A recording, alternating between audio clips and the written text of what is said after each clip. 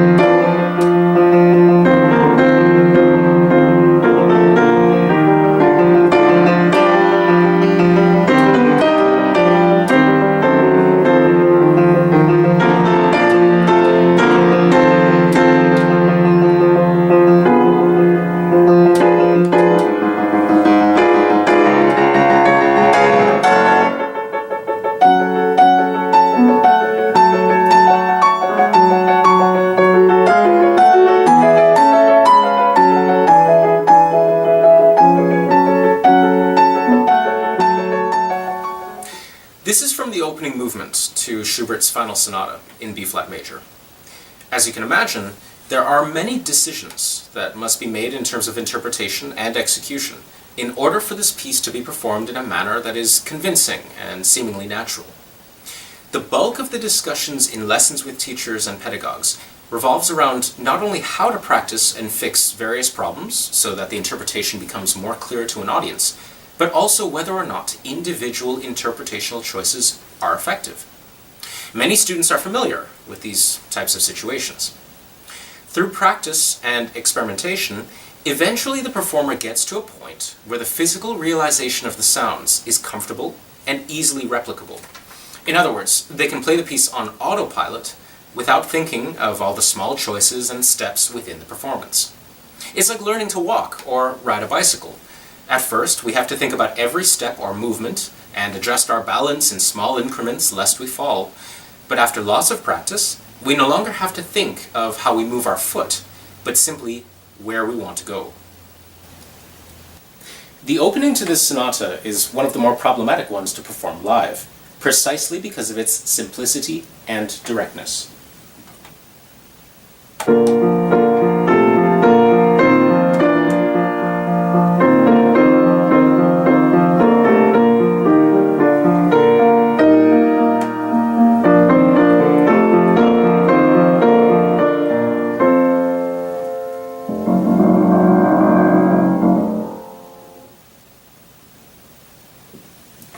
Furthermore, Because it starts on an upbeat, we always end up worrying about accidentally creating accents where there shouldn't be, and overemphasizing voices or elements that really need to be supportive and in the background. To make matters more difficult, Schubert really gives us music that is at times horrendously uncomfortable to play. Look at the right hand. The main melody is this.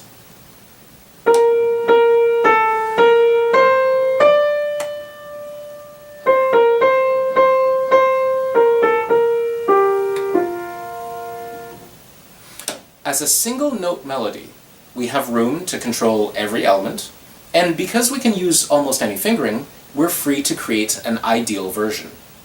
If this was written in octave format, it would still be doable, for the most part.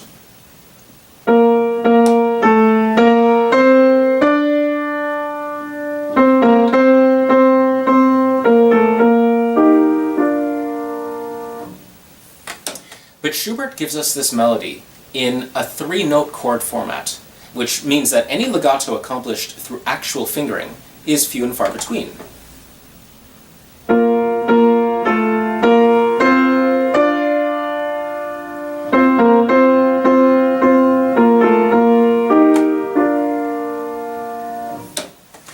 We actually have to mimic or create the illusion of legato using creative pedaling and very careful movements of the hands to avoid bumps in the phrase. Even playing it slowly is hazardous, when normally playing something slowly should make it easier.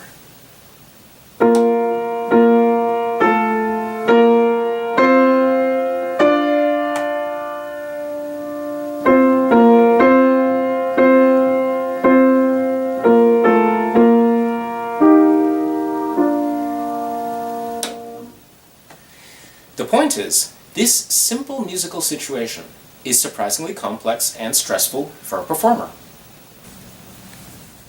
The left hand is, for the most part, a bit easier, though it does have its own issues to contend with.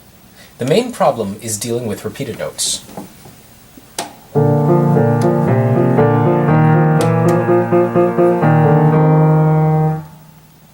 On a first hearing, you wouldn't think there's an issue of control to be concerned about, but our modern piano really makes it difficult for us to repeat notes in the lower registers at a fast and quiet semi-legato pace. If we were repeating notes staccato and loudly, there would be no issue of control.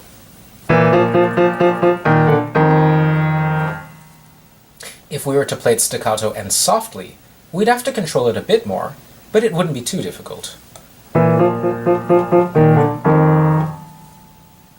But once we get into a situation where we have to try to make it sound like a continuous legato, say like a bowed repeated note on a violin or cello, then we run into the problems associated with damper control.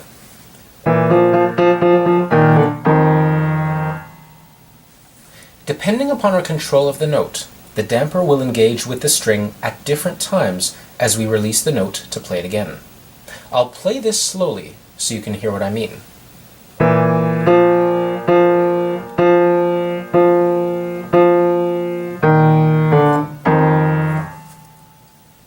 Because the clarity of the note differs every time we replay it, it is outstandingly difficult to achieve any sort of uniformity that may be the ideal in this musical situation.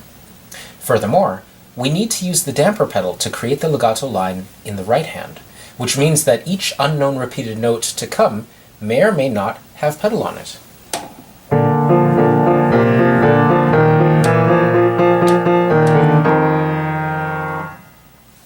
This is a huge problem. These performance challenges don't even address the issues we face with dynamics or sound control, which in their own right have many possible options and permutations. And in truth, these are what we are always thinking about anyway as musicians: how to create a sound ideal that perhaps we can hear in our head with ease, but find it difficult to reproduce in perfection on the piano. But the list of performance challenges regarding this piece can go on, and to me it represents simply one base factor which has to be dealt with when we practice and create our final interpretation. Once we've figured out how to overcome these issues in a reliable way that works on nearly every piano we come across, then we have to take the final step and learn to relinquish control of our body and mind. To trust that the practice we've done will allow our body to perform the way it should, and not the way we command it to in the moment. In this sonata, this approach is actually advantageous to a great degree when it comes to creating a musical atmosphere of calm and maturity. Here's what I mean. When it comes to character or atmosphere in this piece, I think it can be said without much argument that this movement is not in any way herky-jerky or off-kilter, nor is it a movement that is defined by a feeling of overt or sudden extreme displays of emotion. It's a piece that seems to encapsulate the old saying, "Still waters run deep."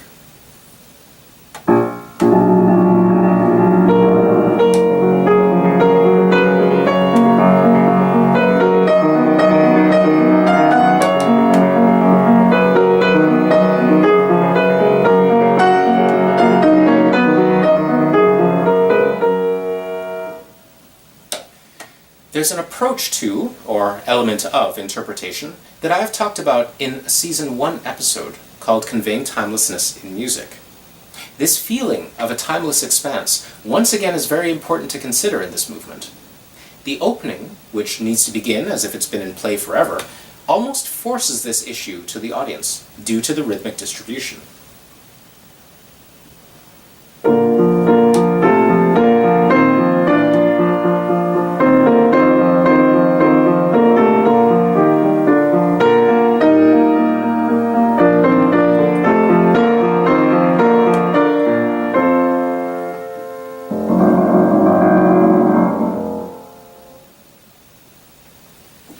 Even as we go along in the piece, the rhythm is usually regular, both in the melody and in the harmony.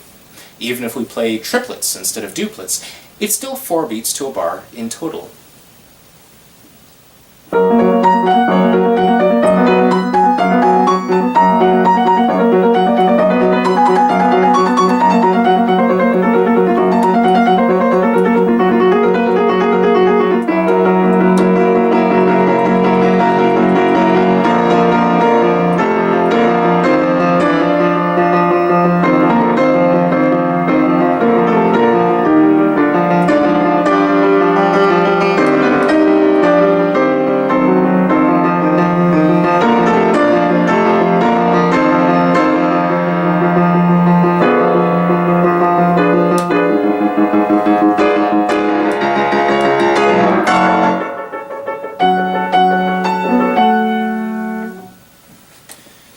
This kind of uniformity is quite similar, actually, to many pieces that we find from Bach, where his rhythmic pattern doesn't really change for an entire piece, giving us a feeling like the piece never stops or never begins. With uniformity of rhythm comes a focus on other elements. In Schubert's case here, the focus is on the slow development of harmonic patterns.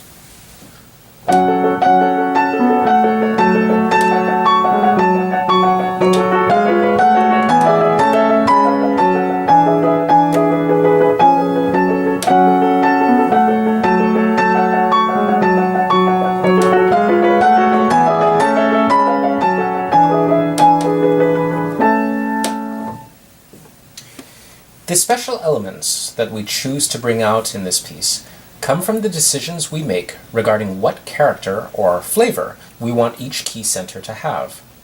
B-flat major should sound different to F-sharp minor, for example, and I'm not just talking about distribution or voicing. The opening is in the middle register, with lots of warmth built into the sound due to the notes being played.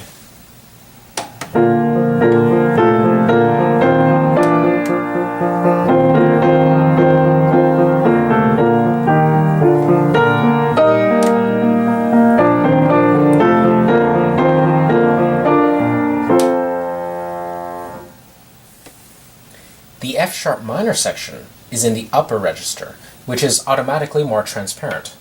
Even if I play it with the same warmth of sound as I do with the opening, it still sounds slightly more percussive.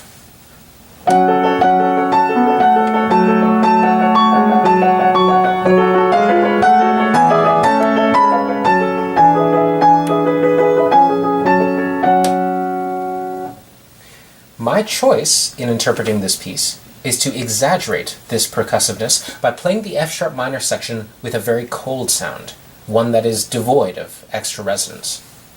In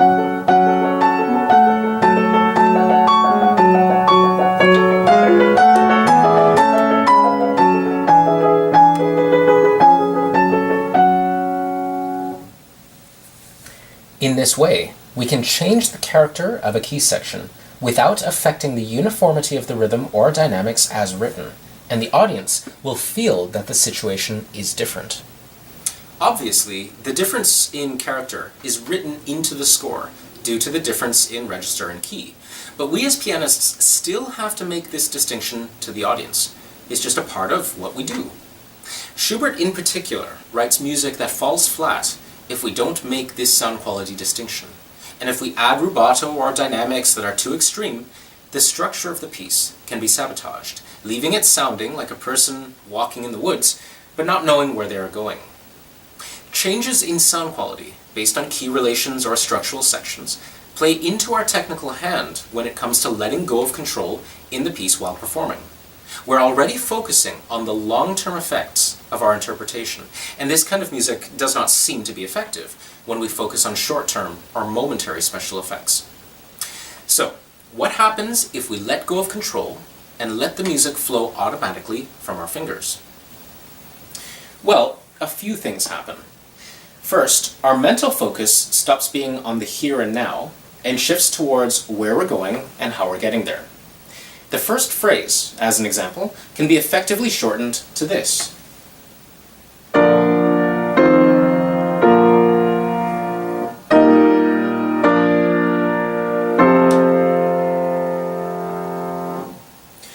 My mind knows this from prior practice, and so all I'm thinking about is how to shape the end just before the trill. Everything that happens before this simply gives me information about how loud to play the end, how fast or slow, even what kinds of articulation will work best given the instrument or hall I'm in.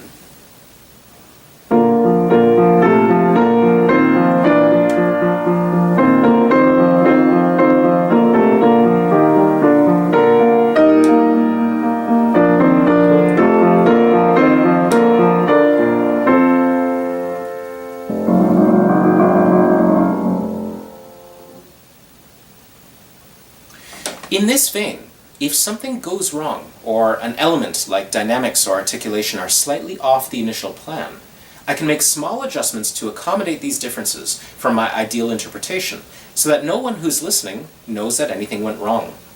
As an example, if for whatever reason the main theme starts a little too loud in terms of balance or dynamic, I can adjust everything up slightly, so that it seems integrated even though it's a mistake.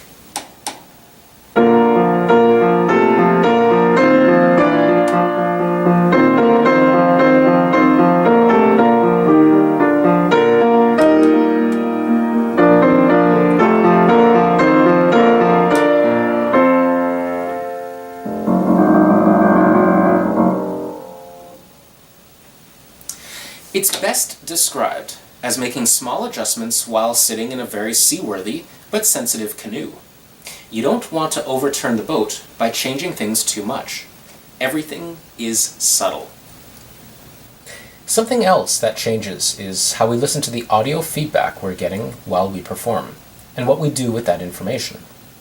When everything is going okay, our confidence level increases gradually, encouraging us to relinquish even more control to the autopilot.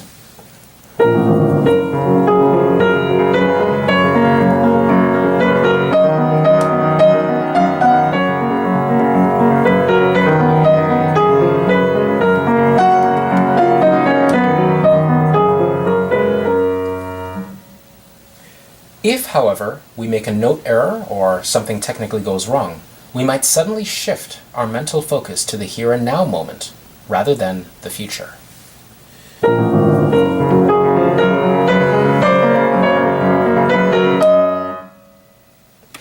The difficulty then becomes how we transition back to the autopilot mode after our trust and confidence have been shaken by something unexpected.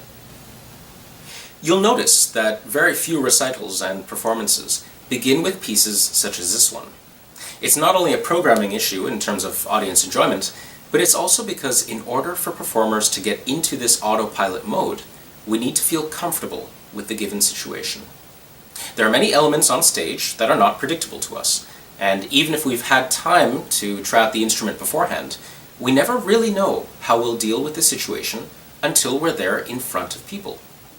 This Schubert sonata is usually programmed last in a recital, or as an ending to a half. You'll also notice that technically difficult pieces are also usually programmed near the end of a recital rather than at the beginning. It's for the same reason of comfort, but this time for a technical rather than musical autopilot reason.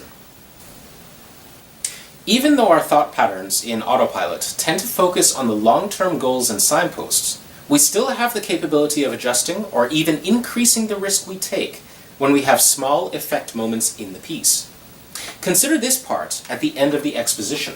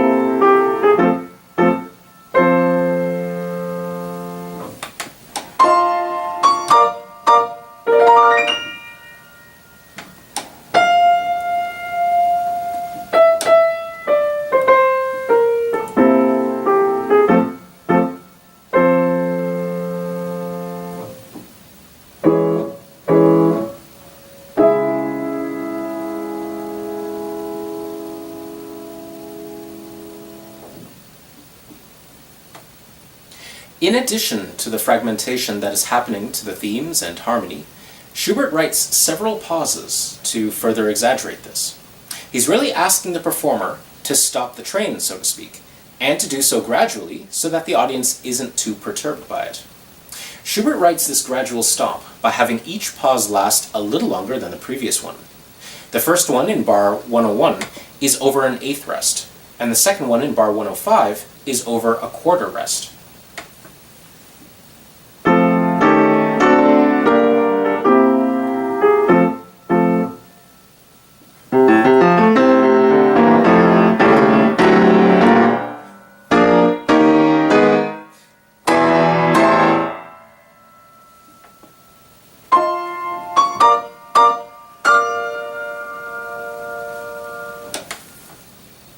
In addition to consciously measuring these pauses, we have to keep in mind that anything we play after the pause will sound louder than if it were being played as part of a continuous musical texture. This affects our natural dynamics and articulation.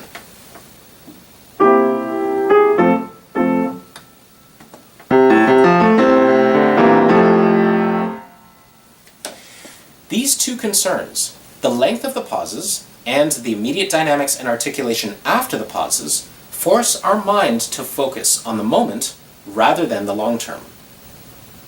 When we're on autopilot mode, this change to the short term isn't a hazard, it's simply a gear shift.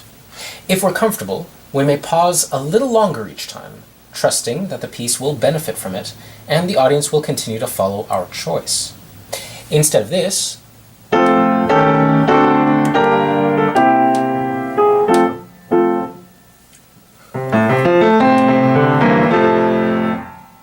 we might do a little more.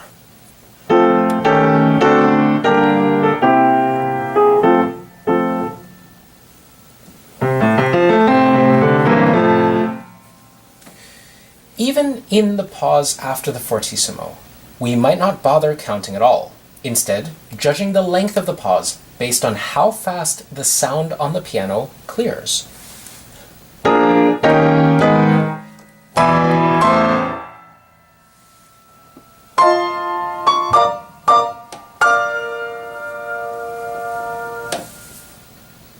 The point is, even though we're thinking about the short term, we're not consciously debating with ourselves whether or not a decision is a good one to make.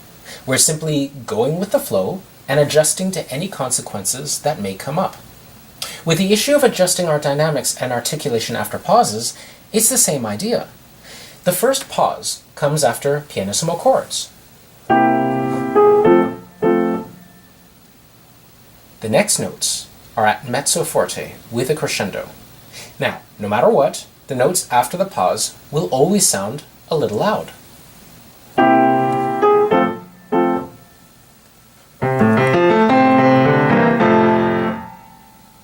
Since we know this is going to happen, the focus is not on asking ourselves how to control it, but rather to say, let's ease into it and focus on where we're going with the phrase.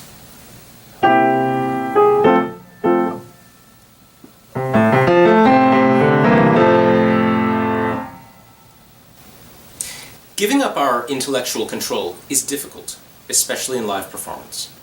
We're under stress, we're hyper-alert, our blood pressure is up.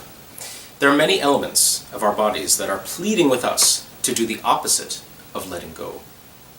When we're in a performance situation, the instinct is to focus on each small detail and make tiny adjustments for them. And this frequently leads to errors which compound on each other as we adjust for more and more unexpected things. We have to let go of this instinct. It's a vital skill to have because, ironically, if we give up control, we gain control. This is also why we practice the way we do, so that we don't have to make hard, thoughtful decisions on stage, but can trust the work we've done to prepare. So, that's it for this episode of Ask a Pianist. Until next time, keep practicing, and every once in a while, when you think you've got a piece at a performance standard, take a leap of faith and let go of your immediate control. Remember, if you've prepared well enough, then by letting go of control, you'll gain control. Bye for now.